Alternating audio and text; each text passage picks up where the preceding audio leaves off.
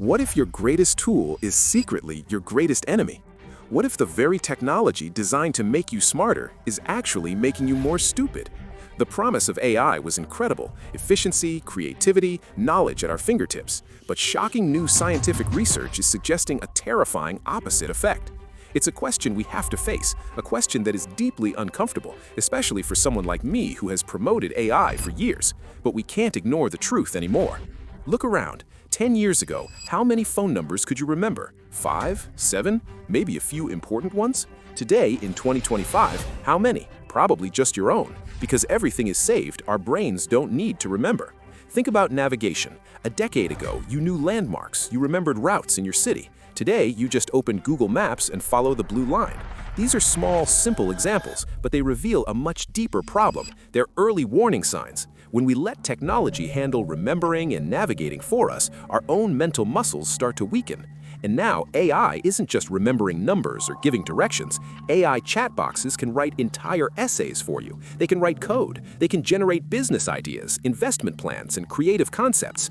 This leads to one incredibly important and unsettling question: is the use of artificial intelligence actually making people less intelligent? In the last few months, new scientific studies have been published on this very topic, and their results are shocking than you might think. Let's look at the evidence. Scientific studies. The first major study comes from MIT Media Lab in 2025. Researchers took 54 participants and asked them to write an essay. They were divided into 3 groups. Group 1 was allowed to use ChatGPT, Group 2 could only use Google Search, and Group 3 had to write entirely on their own. They hooked everyone up to EEG machines to record their brain activity. What they found was startling. The group using ChatGPT showed the lowest brain engagement. While writing, their brain activity was significantly lower. You could literally say their brains were switched off. The most shocking part? The study ran for several months. Over time, the ChatGPT users became lazier. By the end, they were simply copy-pasting from the AI. And later, when asked what they had written, they couldn't even recall their own essay. Meanwhile, the group that wrote everything on their own remembered everything clearly. The second study from Microsoft and Carnegie Mellon University looked at 319 knowledge workers. It found that the more people trust AI, the less critical thinking they do. Their problem-solving skills weaken as they become more reliant on AI. Their focus shifted from solving the problem to just figuring out how to automate the task with AI. A third study of 666 people found a significant negative correlation between frequent AI use and critical thinking scores. More AI use meant less independent thinking. The reason is called cognitive offloading. We outsource our thinking work to the AI, so our own brains never have to do the hard part. And this effect was seen most strongly in younger people. The message from these 3 studies is clear: AI has a profound and potentially damaging impact on our brain's thinking capabilities. Now, many people will argue this fear is nothing new, and they're right. Whenever a new technology emerges, people panic. Thousands of years ago, the Greek philosopher Socrates opposed writing itself. He argued that if people learned to write, their memory would be destroyed. They wouldn't remember things, they'd just write them down. He said writing would give people the illusion of wisdom without them actually knowing anything. Today, we know that argument was completely wrong. Writing actually helps us remember better.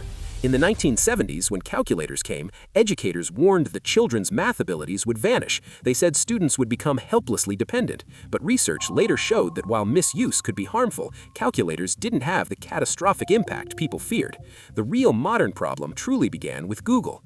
The Google effect and the brain's physical change. In 2011, a famous study by Betsy Sparrow identified the Google effect, or digital amnesia. She found that when people know information is easily available online, they make much less effort to remember it. Our brain chooses to not waste energy storing information it can just look up. You might Google an English word, understand it in the moment, but forget it days later. Your brain just stores where to find the information, not the information itself. This sounds bad, but the real danger was noticed in apps like Google Maps. Navigation, figuring out a route in a given area, is one of the most demanding tasks for our brain. It uses a part called the hippocampus, which is crucial for memory and learning. Some anthropologists believe navigation is why humans developed memory in the first place. Navigation has such a deep impact that it can physically change our brain's structure.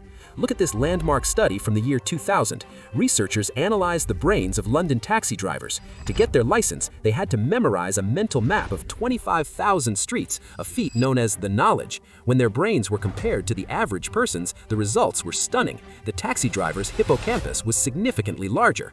Now, in contrast, people today who rely completely on GPS and Google Maps show the opposite effect. Their navigation skills are weak, they can't remember routes, and their hippocampus doesn't get that intense workout.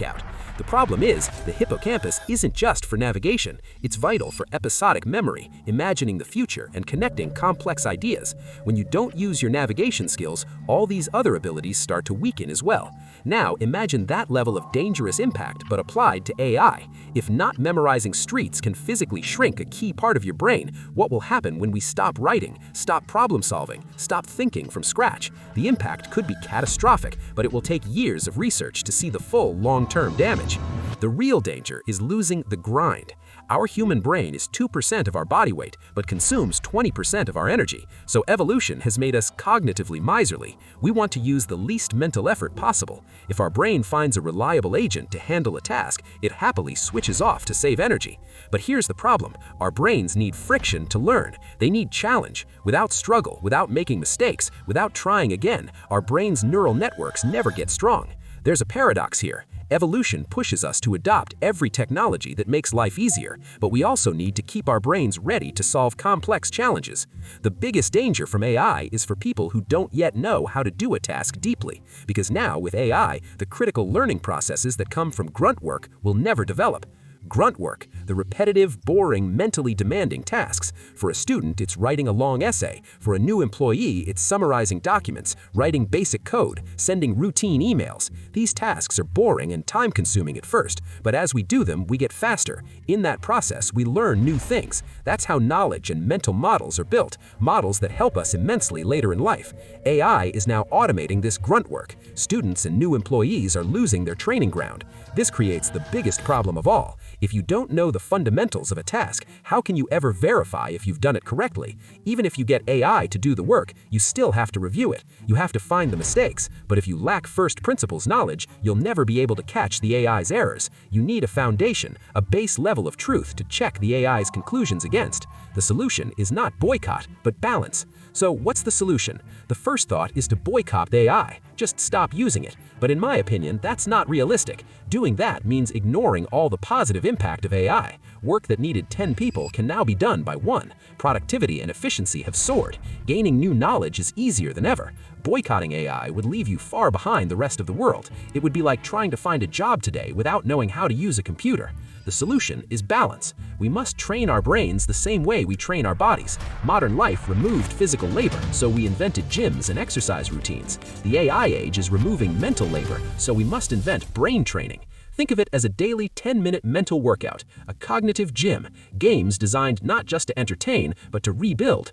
Imagine a game that forces your mental math speed under pressure, a game that stretches your short-term memory to its limit, a game that trains your focus and decision-making with split-second choices. Use AI as the incredibly powerful tool it is. Use it to handle the tedious, to explore the impossible, to amplify your reach. But then, deliberately turn it off. Challenge yourself. Write something from scratch. Do the math in your head. Get lost in a problem and find your own way out. Your brain is like a muscle. The more you use it, the stronger it gets. The future won't belong to those replaced by AI. It will belong to those who are enhanced by it. Thank you for watching.